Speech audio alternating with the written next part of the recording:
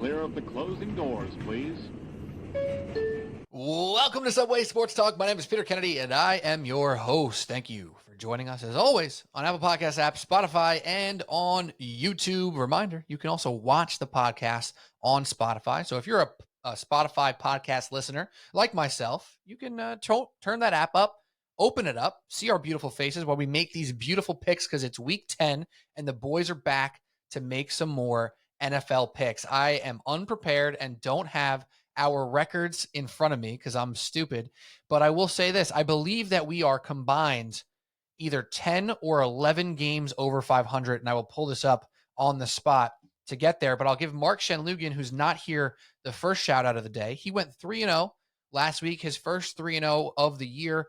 Big one for him. And then we got Cody O'Connor joining us as well, 2-1 last week, and Pat Boyle and myself, the caboose of week 9, at 1-2. So Patty B, what's up, brother? Yo, what's up, Pete? Sorry, I tried unmuting myself like 5 times and it didn't work. So I went 1-2, which now puts me at 13-14 on the year. Yep. Man, I am just struggling to stay above 500. I go over 500, then I go back to 500, then I slip above 500. Now I'm below 500. I'll tell you what, I got there's a segment on NFL Network called Angry Runs. I've got a lot of angry bets that I got to get off my chest this week. A lot of conviction-backed bets that we're really going to separate some pretenders from contenders here this week on the pod, right? Who's ready to be a winner and who thinks they're a winner? You're going to find out this week, especially with myself. Do I suck as bad as maybe some people think? I don't know. I mean, I've been 500 all year, so I've been pretty about as average of a gambler as you can be with these picks. So we're going to find out. We're really going to find out this week. I was going to say, give yourself some credit. 13-14 is nothing to be ashamed of, Patrick. Yeah, it's just, I think it was, 2-3 weeks ago when I went 3-0, and I think I was sitting at 9-6. 9-6 on the year, and I'm like, it's only up from here. Like, just get me 2-1 on average each week, and I'll be finishing 30 games above 5. Nope. Yeah. Well, the swings are different because last year when it was just you, myself, and Mark Shenloogian, we were doing 5 picks a week. So the variations were insane. And also coming up with 5 solid picks. I mean, Mark was using every game on the slate every week to make 5 picks. It was unbelievable. 13 teams in a 5-pick season. And then now we're doing 3, which is a lot more reasonable. I feel like we're all being very sound with these picks, and it's been good. And none other, when you talk about sound betting, Cody O'Connor just continuing to put up the winning weeks. Now I have the records in front of me, sitting here at 16-11 on the year. Cody O, I do got 1 game on you though, and the 1.5 actually with the tie. So not back in first just yet. I'm hanging on with my 1-2. But Cody, what's up, man? Got me in the win column, Pete. But hey, 2-1 last week, 2-0 since the 1:00 game. So if we throw out that 9:30 start, it was actually undefeated starting at the regular 1:00 slate. So there's my spin zone for you. But 16-11, man. Just got to keep it rolling each week. I look at the picks and I think it gets harder and harder. But that's why I love doing this. And picking 5 for you guys last year must have been really tough because sometimes finding 3 is tough enough. So let's see if we could keep the train rolling. And now I'm doing the math in my head. We are on the year. We are 60, 47, and 1. So we are not 11 games above 500. We are 13 games above 500 as a crew. That's wonderful. We love to see that. So 60, 47, and 1 through 9 weeks. What a wonderful time to be alive. All right, before we get into our picks, as you know, on these podcasts, we typically say what's up, talk about picks for a second, and then we get into the picks for the next week. That's week 10. But I told you guys before the podcast, I have one little how you doing before we get into the specific picks for week 10. And I think you guys are a great audience for this question. I was having the group chat of my friends from home just in a tizzy on Monday night as we watched the horrendous Jets offense and the Chargers try to play a football game. Meanwhile, the Knicks and Clippers were playing a basketball game, and the Knicks were playing incredibly well. And as they're talking about the Jets, I am just throwing in ideas about how much more exciting it is to watch the Knicks than the Jets and this football game on Monday night. It brought to the conversation the idea, as there are some non-NBA fans in this group chat, and myself being an NFL and NBA fan, I had to defend my boys, my basketball guys. They're talking about how the NBA is soft and the NBA is whack and this and that. They had to make a rule for players to play, which are all points that, you hear when you have people criticize the NBA. I had to counter, Cody and Pat. I had to counter with the NFL. Because I feel like even though the three of us, and including Mark Shenloogian, the four of us, we watch every NFL game we possibly can. We watch all day on Sundays. We love this damn sport. We bet on this damn sport. We play fantasy football as much as we can. However, if I have to sit here and be as honest as I can about the NFL, there has been some horrible football games that we've watched and sat through this entire season. And I feel like sometimes I'm sitting on the couch watching a game on a Thursday, Sunday, Monday night, sometimes during 1 o'clock, and just tell myself, this is fun. I'm having fun. I love this game. This game is great. I love the NFL. This is fun. Meanwhile, there's been some trash products on our televisions. So am I right to be in my group chat, throwing some smack talk at my friend who hates the NBA and only loves the NFL when he's throwing smack talk back at me for being an NBA fan? Fine, I'll take it. There we go.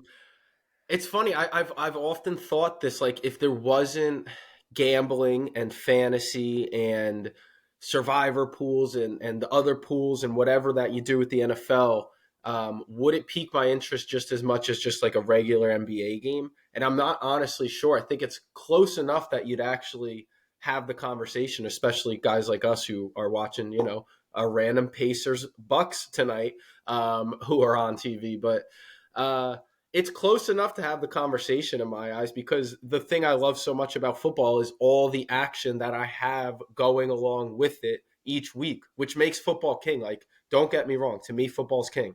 But I don't know if it's just because of all of that extracurricular, or if it's because I just love the sport in and of itself more than I would love a regular NBA game. It's a good question. It's a conversation worth having.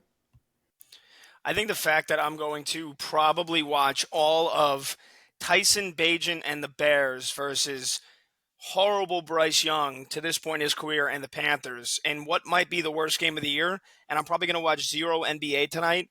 There's only 2 games. Probably answers your question for me, Pete. It's that I can sit through a terrible football game and still enjoy the beauty of it, still enjoy the schemes, see what each team is trying to do and fail miserably at, rather than, for the most part, and I love the NBA, but it's very tough to watch a full NBA game if you don't have serious action on it. And I get it, right? So, and I was trying to be clear in my group chat when I'm arguing this with, and of course I'm obviously giving a little extra turn because it's my buddies and we're talking smack, but like to act like the NBA is a league that doesn't play defense and, stars don't play and all these things that are negative about the NBA. And you're taking away the fact that, like, if you're looking at exciting athletes to watch across both sports, putting guys like Nikola Jokic and Steph Curry and Kevin Durant, and even like here in New York with Jalen Brunson and Julius Randle, et cetera, like, you're putting those guys on TV all the time. They're great to watch and they play hard, right? Like, I don't get the idea of people who don't watch a sport saying, oh, they don't play hard, they don't play any defense, and it's like a soft sport. It's like, yeah, well, you don't watch any basketball. Like, I watch both. That's why I feel like I have a better perspective. But granted, I'm being a little bit of an NBA boy in this specific instance. It's like, if you watch a Nikola Jokic basketball game, a Joel Embiid basketball game, even like a Sacramento Kings, an Oklahoma City Thunder, shout out Cody, like, you're going to see some exciting stuff. And yeah, of course, every moment, or not every moment, but every game is played to the nth degree, but that's just unrealistic in an 82 game season. Same concept with baseball. But football has this stranglehold across all of us, which I am fully 100% a part of. I'll be watching Teabag versus the Panthers tonight, as I heard Joe House call Tyson Bagent Teabag today.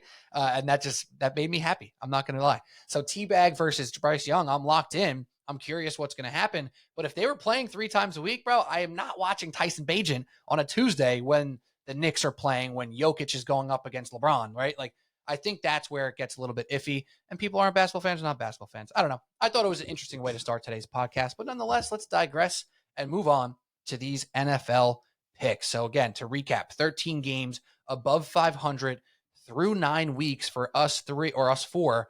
What a wonderful time to keep making picks here. So who wants to go first? Cody, Pat, we have a volunteer. Pat put his hand up.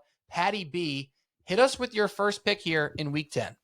Yeah, like I said, a lot of angry bets, so I'm ready to rock and roll here. Am I going to take the Pittsburgh Steelers at -3.5? Absolutely not. because their offense is historically bad. Am I still going to bet them in some fashion in this game? Absolutely, because the Packers are horrible. And the Steelers' defense, you look at the four main units of this game. Packers offense stinks. Steelers offense stinks. Packers defense mediocre. Steelers defense really, really, really good. Really turnover advantageous. Really turnover heavy. So yeah, they are going to shine once again. It's at home. Jordan Love sucks. I will stand by that until the end of time. Green Bay's offensive line once again is banged up all over the place. So Patty Boyle's same game parlay here. How you doing? Green Bay is not good enough to beat this Steelers team by more than a field goal. So at the worst, Steelers plus 3.5. And you know what? I'm going to tease the over. Even though the unders have dominated, even though every same game parlay I think I've done for the last couple of weeks have included the under, I'm taking the over because I think these offenses are that bad that, especially the Pittsburgh defense, like you're going to see some turnovers in their own halves. You're going to see some possessions. Just because the offense is so bad, you're going to see some possessions start on the other side of the 50-yard line, like on the good side of the 50-yard line. So I think just because the defenses are going to outshine the offenses, I know it's a little bizarro world, but just bear with me here. I think you get 34 points. Is that crazy to imagine here? A 20-14 game, a 21-13 game that the Steelers win. So it's mostly conviction here. It is what I've seen all year. I have seen Jordan Love continue to prove that he's not an NFL quarterback. And with this Steelers defense, knowing that they've got to set the tone, get a turnover or two. And look, the Steelers offense, as bad as we've clowned them and as much as we've clowned Matt Canada, like they're starting to move the ball a little bit better. Deontay Johnson is back, caught a touchdown for the first time since like 2006 last week. George Pickens is angry. That means bet George Pickens over this week, right? Because they're going to feed him the ball. I'm going to start him in fantasy. And the Steelers are probably going to put up right around 23, 24 points in this game, but it's going to be mostly because of the defense. So, again, we're going to play it safe with the same game parlay. Steelers plus 3.5, over 33.5. Pick number one. Now, Cody, before you jump in, Pat, I have one follow-up question for you. Will this be the first game of the year that the Steelers do not get outgained? Because they've been outgained in every single game so far this year and are somehow 5-3. I will say I won't give you a definitive answer, only because I think the Steelers could get up by 10 points in the first half, and Green Bay's forced to play from behind, forced to throw. And even though, again, I think that leads to another turnover or two from Jordan Love, maybe they outgain them only because the Steelers aren't in front and they're managing the clock. But, I mean, Green Bay's terrible. They've been terrible. Don't let a win over Brett Rippon and the Rams, who are, like, heading off the tracks, fool you.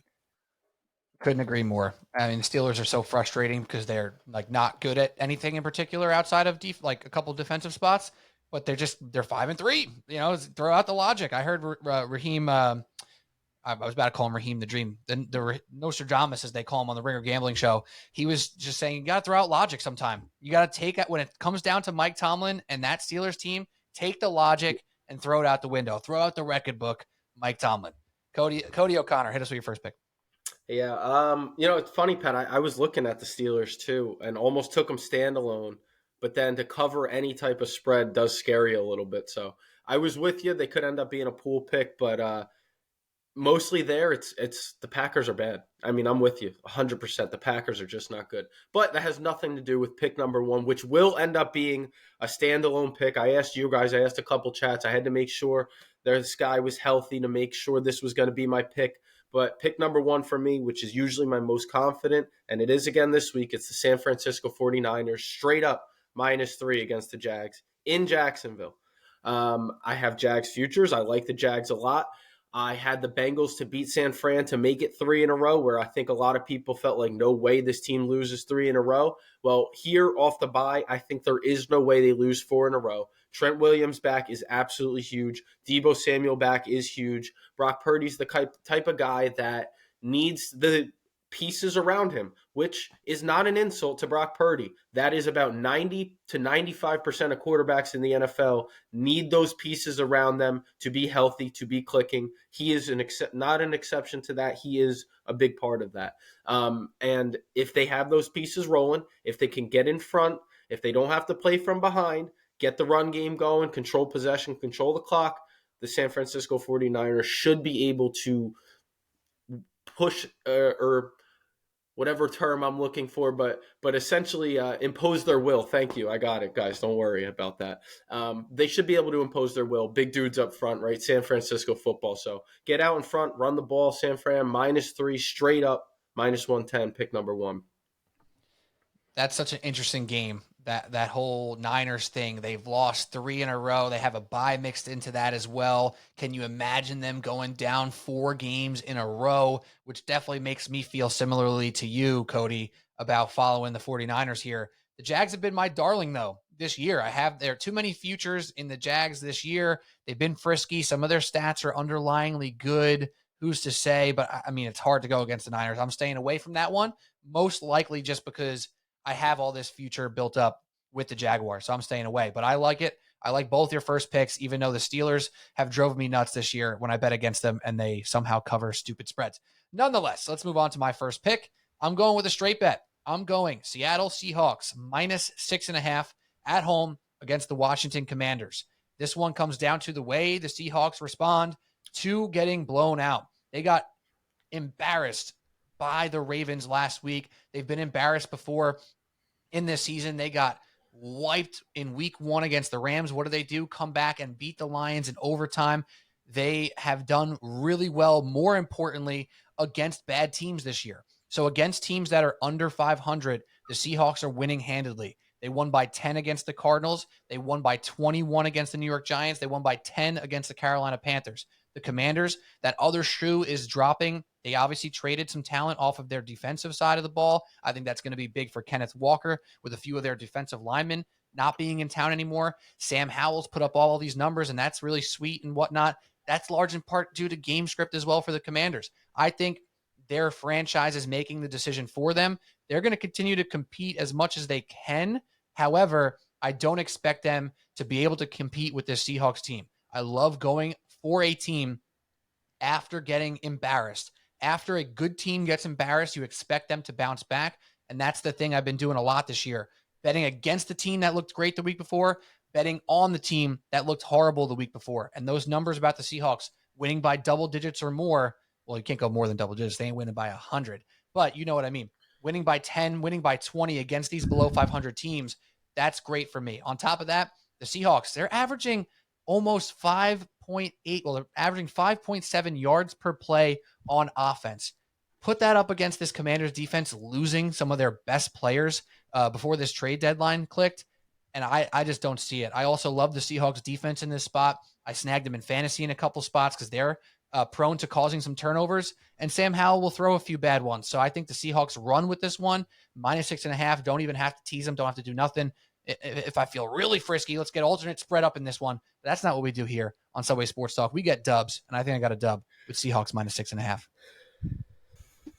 Yeah, baby. All right, second pick. Pete, Cody, I actually wanted to just scrap my second pick and just tell you because I do have the 49ers, but I think I'm going to puss out here, and I think I'm going to keep it with the parlay that I originally had.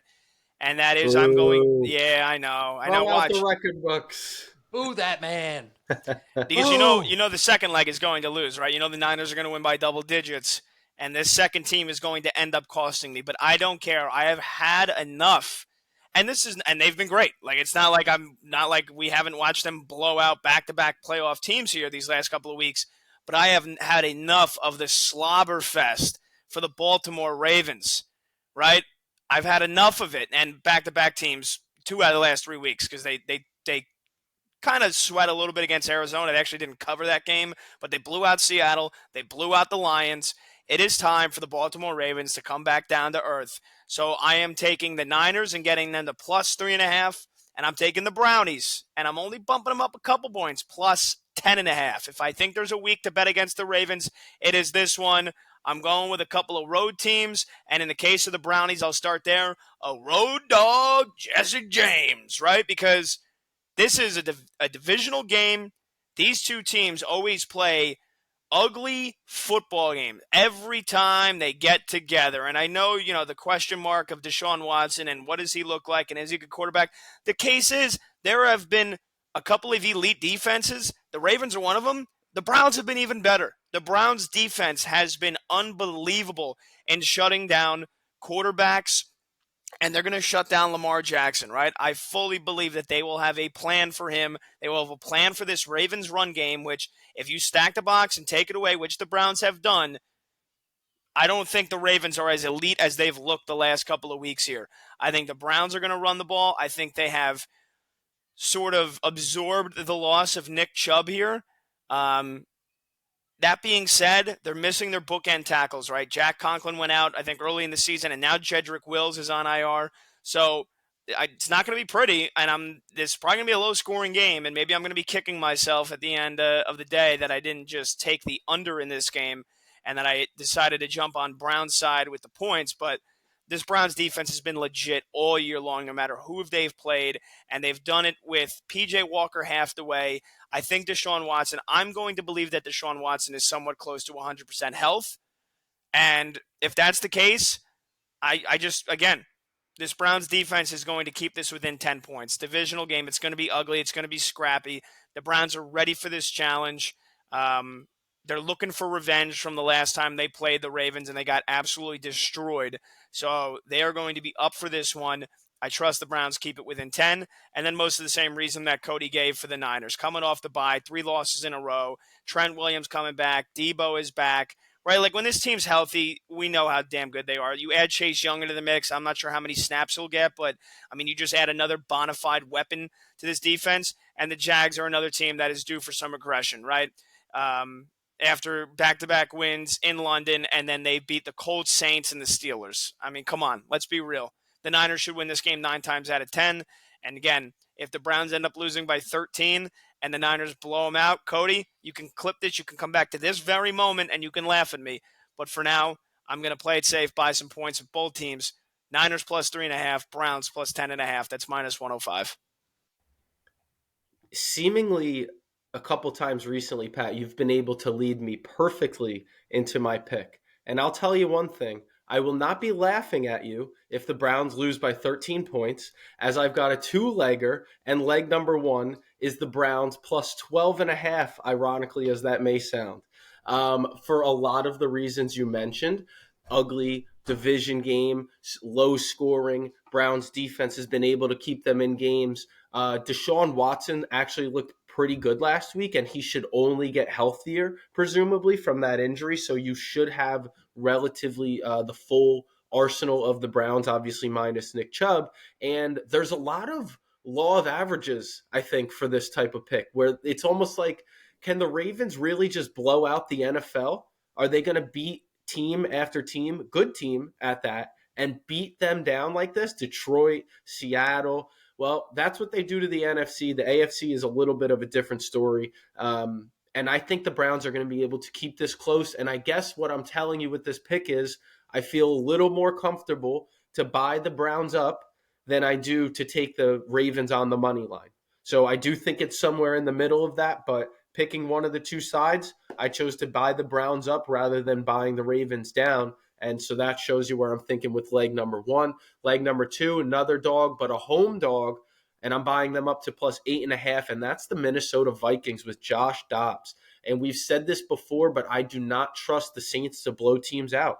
They're just not that team. They're similar to the Steelers in a sense where it's like sometimes they just get it done. It can be in different ways. It can be ugly, but it's usually not in blowout fashion, with an exception of, I don't even remember who they beat 2 weeks ago, but they beat them up pretty good. Patriots, that's not saying much. So buying the Vikes up, again, at home, I'm getting 8.5 points here with the points that I'm buying. Josh Dobbs looked comfortable enough, at least in that offense. The Vikings, whether it's Kirk Cousins or another quarterback, like to keep games close. I think they have a chance to win this one. They are on a bit of a roll themselves. They are in the playoff hunt. They're hungry. I think they're being counted out because of no Kirk Cousins. And all those things mixed together, I like getting the Vikings over the touchdown. Give me the safe with the 2-point conversion if I needed it. So Browns plus 12.5. Vikings plus 8.5. That's minus 120. Pick number 2. Well, I would hate to go against you here, Cody, but I'm going against you. There's a middling ground here because I'm not doing a teaser, but I'm going for the sandwich perhaps, and I'm going with a team that I've bet on with varying success this year, but with some success this year, because I'm going with the New Orleans Saints straight up -3 at the Minnesota Vikings. There's a few reasons for that. Believe it or not, because I agree with you, they don't tend to blow teams out outside of that 34-0 win against the Patriots, which is why I had that at my disposal. They have won their last couple of matchups that they've won by a touchdown or more. They beat the Bears by a touchdown. They beat the Colts by 11. They obviously had that big win by 34 against the Saints. And then earlier in the year, they had a win, a couple wins that are 1 point and 3 points. That was about 7 to 9 weeks ago. So this week against the Vikings, I'm taking Saints -3 straight up. When it comes down to the units in this game, and something I kind of go to a lot, I still believe the best unit in this game is the Saints defense. I also think that with what we saw from Josh Dobbs and the Vikings last week, it's a different game. They are not going up against the Tampa Bay Buccaneers, who got just shredded. Wait, I think that's the wrong team. Is that the right team? Who did the what am I doing here? Who did the Vikings beat last week? There we go. The Falcons, my bad. The Falcons, they were going up and down. That was a weird game. They weren't prepared for Joshua Dobbs. And Josh Dobbs has been great this year. He's been putting up numbers. He's been competing at a level that no one truly expected him to do so. However, you look at some of the underlying stats for Josh Dobbs, and you might want to point to the fact that he's actually getting a little bit luckier this season than maybe you would think otherwise. Because Josh Dobbs, to this point, is actually way down the list when it comes to quarterback success rate, EPA per play, all those advanced metrics that you talk about with quarterbacks here. Josh Dobbs is at the bottom third of the NFL in all those stats. So despite some of the excitement that he's done, putting up numbers this year and kind of making that Arizona Cardinals team much more competitive than we expected, I think the other shoe is going to drop, and it does not help that he has a banged up supporting cast around him this week. TJ Hawkinson might not play. He's questionable. Christian Darrisaw is questionable. He might not play. KJ Osborne has a concussion, so he probably won't play. And yes, Addison's been good and Powell's been okay. But now we're talking about Hawkinson out, Justin Jefferson obviously out, KJ Osborne out, and possibly most important, if Christian Darrisaw is not at 100% or if he's not playing, that's even worse. Cam Akers also out for the year. So all these people talking about the Vikings and how impressive that win was last week, I think they caught the Falcons off guard. They were prepared for Jaron Hall. They got Josh Dobbs. He was just rolling out and making, I don't want to call them miracle plays, but pretty unlikely plays very often in that game. So I'm trusting the Saints defense to not allow that to take place as frequently. And on top of that, you got 59% of the tickets on the Vikings, but you got 55% of the cash on the Saints. So we're looking at 41% of the bets on the Saints, but 55% of the cash. That's the icing on the cake for me for going with the Saints here in this spot. And I just think that they are the better team. And this little Vikings run that's been very nice, and the little bit of a boost they got from not having Kirk Cousins under center and that energy they played with last week, it's not going to hold up again this week. I think the Saints take this one. I'll take it straight up -3. All right, last pick. I'm going with two big faves to end the week here. So hopefully we get to Sunday at 4:30, and Patty B is looking at a potential 3-0 week here. So give me the Cowboys -11.5. I know it's a weird number. Parlayed with just Bills' money line. Bills just to win coming up on Monday night to end the week. Primetime game at home against Buffalo. Let's just start and end really quickly with the Giants. It's Tommy DeVito. These Giants are horrible. And when they had Tyrod Taylor against a Bills team that was banged up and already starting to underperform, the Bills were 14.5, 15-point favorites. Now you get Tommy DeVito against a top 5 Cowboys defense that has been playing well and is coming off of a bad last-minute loss that they probably should have won against the Eagles. They're going to be pissed off, and the line is 16.5. Yeah, this is going to be very, very ugly here for Big Blue and Tommy DeVito and maybe Matt Barkley or whoever else is under center by the end of the fourth quarter for the Giants here. So I really don't think there needs much more analysis than this, other than if the only possibility is that if the Cowboys get out to a 14-point lead early and they literally just sit on it and just run and don't even try to risk anybody getting hurt, don't try to throw the ball, and maybe the Giants sneak somehow a field goal and lose by 11 or 10. I don't see how the Giants score 10 points in this game. And again, I think the Cowboys are playing with a lot of anger after that loss to the Eagles. So Cowboys minus 11.5. And then look, Bills, Broncos, like if I were to take Buffalo minus 7 here, would I tell you that I'm a little scared? Yes. Like, that's what the Bills have done all year long. That's what they've done all year long. They've let shit teams hang around. They've been inconsistent. The offense looks like a machine one drive, and then they go 3 and out, and it's like, what just happened? How are they punting the ball back 45 seconds later on the next drive? They still can't run the ball all that well, and Denver's coming off the bye. They just beat the Chiefs. The Bills are going to win this game, right? Again, coming off a loss, this is what they've done for the last 6 weeks. They've alternated lackluster performances with a win, whether it's been convincing or not. The Bills get a win here. They're going to stuff a win in the win column. The Broncos are still a mediocre team. The defense, in my opinion, played the best game they're going to all year against the Chiefs, and I think the Bills bounce back with a win. Again, are you sweating it if you have the minus 7? Probably, but I don't see any way that they lose 2 in a row, and I don't see a way that they take Denver lightly now that the Broncos showed, hey, we just beat the Chiefs.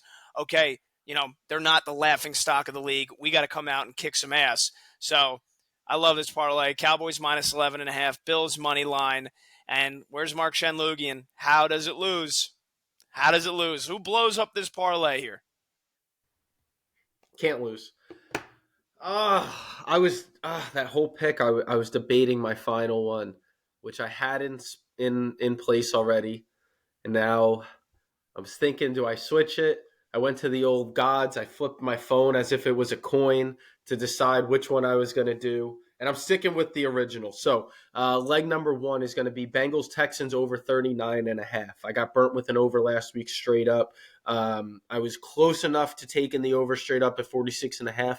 What makes me a little more hesitant is the fact that T. Higgins re-aggravated the hamstring today and is going to be out this week, which is a big blow to that Bengals offense, especially with Jamar Chase already dealing with the back injury from last week, Sunday night. He had a hard fall on that back. So he's going to play. We don't know exactly if he's going to look like Jamar Chase, but the Texans and C.J. Stroud have been lighting up scoreboards.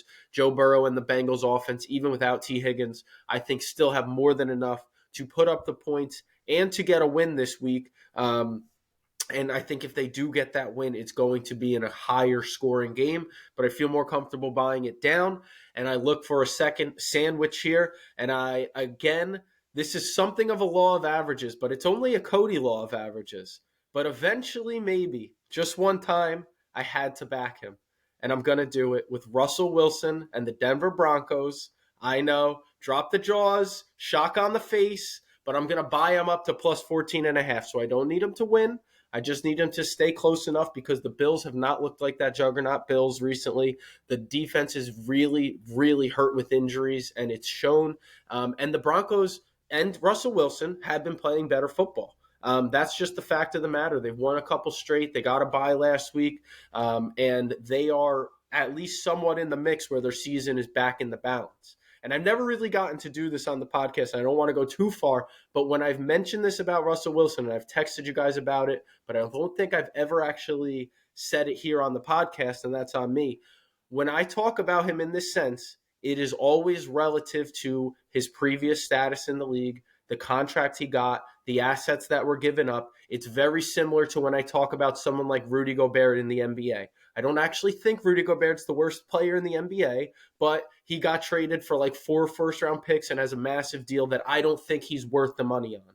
And that's what I think about Russell Wilson. But I do think he's still a top, I don't know, he's maybe 20 to 25 in that range of quarterbacks in the NFL. Like, I don't think he's the worst. I think he's probably somewhere around 20.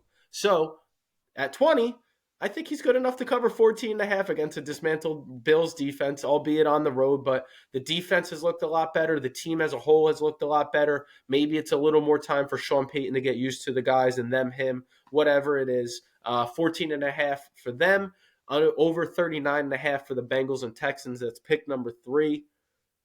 Broncos country. Let's ride. Wow. I have some notes on that. So one, I just did this quarterback ranking episode. If you haven't listened to it, go check out the quarterback ranking episode. Believe it or not, Cody, I had Russell Wilson in like that mid-tier, like 14, 15, 16 range because the quarterback play, like our conversation at the beginning of this pod, has not been great this year, right? You start going through the list and you start actually making your list of quarterbacks in order, and you'll be surprised by the time you hit 12, the quarterbacks that you're starting to look at. And Russell Wilson's in that conversation now, where preseason, I think I had him ranked like 22, 23 range probably. So in that range that you thought. And this year, he's just been better than that. His attempts are way lower. He has like 100 less attempts than CJ Stroud. He has 70 less attempts than Josh Allen. So his counting stats from yards are pretty low, but he's throwing touchdowns. He's not throwing interceptions. And to that matter, he's really a middle tier guy now. He's not actually a bottom third guy, in my opinion. So for that, I kind of agree. That game scares me because the Bills have this way with absolutely obliterating teams from time to time. As Pat mentioned, when he made them one of their picks or one of his picks, they tend to kind of play these stupid games where they are in it to the last drive or they just like annihilate teams. So we'll see what happens. It scared me out, but I like the Broncos to cover the number that you have there. And then on the CJ Stroud front, here's a question for you guys. Is the other shoe going to drop at all with CJ Stroud? Like, I am on board that he's a monster so far, that he is the best rookie quarterback, that he is playing above his head and is going to be a good quarterback for a very long time. However, like, I don't want to say he's been lucky, right? He has not been lucky, but he also hasn't been unlucky, right? So if you look at some of the advanced statistics for quarterbacks right now, who leads the league in bad throw percentage? It's CJ Stroud. He's thrown more bad passes this year. That excludes spikes and throwaways, by the way. Just bad passes based from Pro Football Reference's statistics here than anyone else in the league. He's thrown 55 bad passes. 20% of his throws are calculated as bad. And he's thrown 1 interception. On the flip side, a guy like Josh Allen, who we're just talking about the Buffalo Bills, he's been the number 4 ranked on target quarterback in the league. And he's thrown 9 interceptions, right? So is the other shoe going to drop for CJ Stroud at some point? And if you think that might happen, might it happen against the Bengals this week, where that defense obviously does a good job scheming up against their opponent? If it does happen and he throws interceptions, that's not a bad thing for the over anyway. So that's true. There's that part for me. That's a selfish answer, but I'm just thinking about me right now. My pick. I mean, obviously it could happen, but I think there's a part of that with some of these guys that you have to take risks as a quarterback to get yourself into position to win games. Sometimes you don't want to throw interceptions ever, obviously, but guys that are too safe with the ball, too careful with it, like Alex Smith is like the ultimate example of this guy that you just don't think you can get over the hump with that guy. And so in that sense, I like what CJ Stroud does. I like that he pushes the limit and pushes the ball down the field.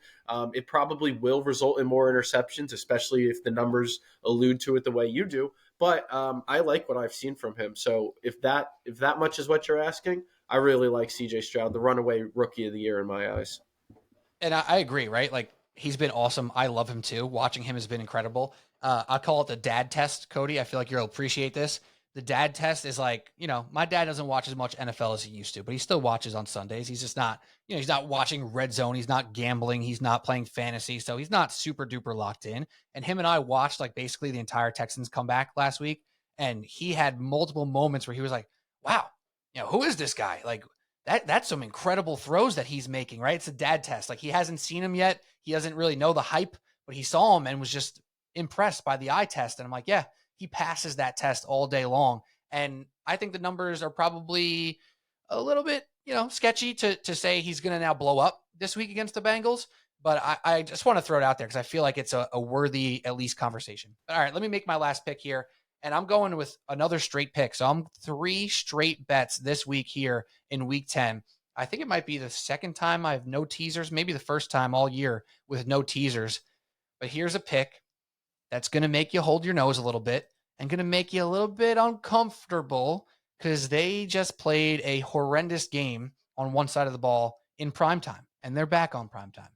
I'm going with the New York Jets. They're currently -1 on DraftKings at the Las Vegas Raiders. And again, I'm going back to this tried and true method so far for me, getting me above 500, well above 500 so far this year. The best unit in this game is the Jets defense.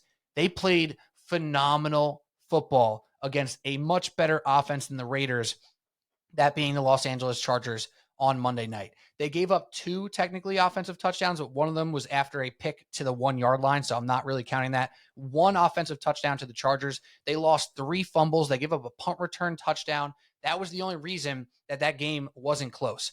This game is going to be close. You got the Raiders, not the Chargers, and you got the Jets, who have one of the best defenses in the league. Their offense is obviously not fun to watch and not fun to root for, but the Raiders offense ain't much better. They got some big juice last week playing against the Giants, getting their first game with the new coach and all this new juice. All this new juice when it comes down to a coach is fired. Now you got a new guy in. You've seen it over and over and over again. Teams respond super well to their coach being fired.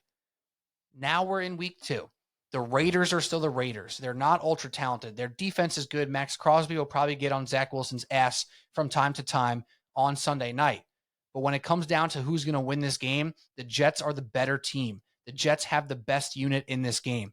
The fumble variation that they lost on Monday night, you don't expect that to happen over and over and over again. I love the Jets in this spot. I think it's a good opportunity to do exactly what I've been doing all year. You go against the team that just had the big win, and you go with the team that just had the big loss. So I'm going Jets -1 straight up at the Raiders. That's my final pick. That's what we got. How we feeling, fellas? We feeling good? Patty, are you there? Are you with us, Patty? Yes, I'm here. I've been at my sister's most Thursday nights. The Wi-Fi up here is not great, so apologies. Man, you come out crispy clear on the episode. It's all good.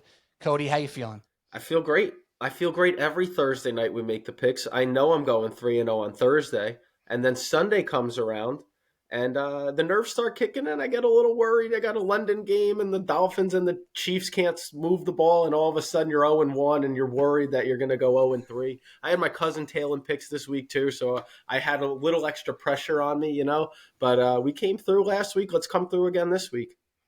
Yeah, I got to shout out some of my friends too. Of course, the picks are hot. We're 11 games above 500. I got multiple DMs and a text message or two that were like, yes, like I'm tailing you guys today. I'm tailing you today. You guys have been hot. And I'm like, there it is. Kiss of death right there. Boom. Haven't been getting tailed all year probably by anyone listening to Subway Sports Talk. That's your problem, not ours. And now all of a sudden I'm getting like probably 5 or 6 different messages that people are tailing our picks. I'm like, this might be where it goes downhill. But guess what? The boys were still winners last week, and we're still 13 games above 500 on the year. So we're going to try to keep that thing pushing. I love it. I love it. I love it. I love it. That's all we got. Subway Sports Talk. Don't forget to subscribe, rate, review on your podcast app, Spotify. Subscribe, notification bell, comment on YouTube. And more importantly, well, not more importantly, all things are important here. Instagram, X, TikTok, at Subway Sports Talk. Hit us up. Tell us your picks. Tell us if you're tailing our picks. We'd love to hear from you guys. But that's all we got for Cody O'Connor, for Pat Boyle, for Mark Shenloogian. Oh, wait, did Mark send his picks? He did. Let me read Mark's picks real quick, because everyone's going to tail these because they'll be able to find them on DraftKings so easily. All right. Mark Shenloogian, who's off a 3-0 week, by the way. So we got to give him some credit where it's due. 3-0 for Mark Shenloogian. His first pick is a 3-legger, obviously. We got the Dallas Cowboys money line, the Cincinnati Bengals money line, and the Buffalo Bills money line. Nice 3-team money line parlay. That's -115. How does it lose? I don't know. Next pick, Seattle Seahawks money line, San Francisco 49ers +7.5, and the Tampa Bay Buccaneers and Tennessee Titans over 27.5. That's -115 as well. And last but not least, actually last but definitely least, this pick is outrageous. You got Justin Herbert over 200 yards with the Chargers +10.5. And you got the Pittsburgh Steelers +4.5 against the Packers. And the total is under 52. He didn't put the odds. Oh, no, he did. -115 for that one as well. So if you have a few hours to scour the DraftKings Sportsbook or the FanDuel Sportsbook between now and Sunday morning, perhaps you can tail some of Mark's picks, but good luck finding those freaking bets. I mean, seriously, this guy, unbelievable. I don't know how that last one's minus 115. It feels like it has to be plus money.